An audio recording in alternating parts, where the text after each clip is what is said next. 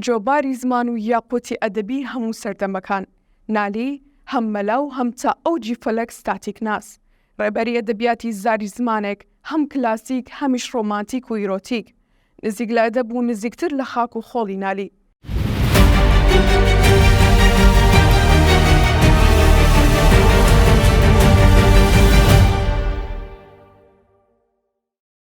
چەند ڕەهەندێکی گرنگی ئەدەب و هزری نالی هەیە کە کەمی لەسەر وتراوە.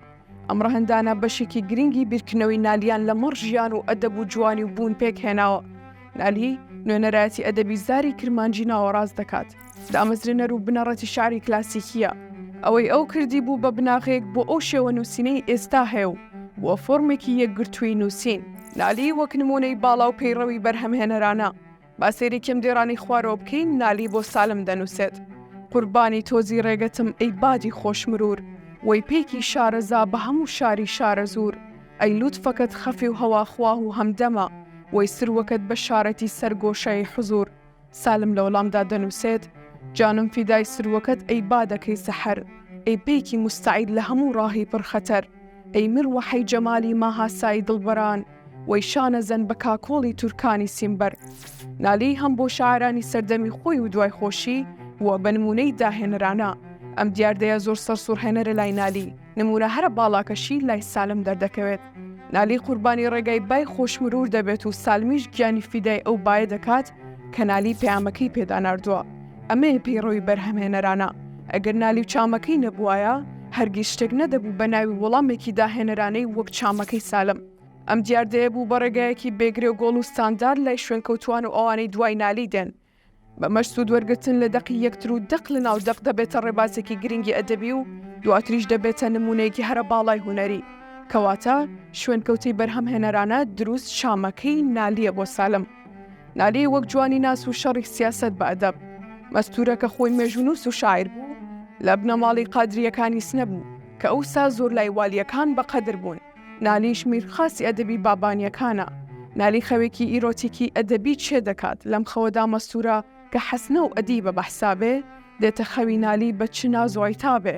دێت و دەڵێت عوقدەم هەیە، ئەگەر ئەم مەسئەلەم بۆ حەلکەی بەحسابێ، بێگومان هی تۆم و مڵکی تۆم. قودرەتی نالی لە خوڵقاندنی وێنەی شعری لە ئاستێکی بەرزدایە.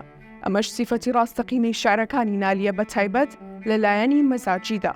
وێناکردنی جەستەی ڕووتی مەستورە بەو شێوە ئیرۆتیکا ومان بۆ دەردەخات کە کارامەی نالی لە خەیاڵ و وێناکردندا بێوێنەیە. ڕەسەنیەتی و قەسیدەیە دەگەڕێتەوە بۆ ئەو هەستە شەیتانیەی کە نالی وێنای کردووە.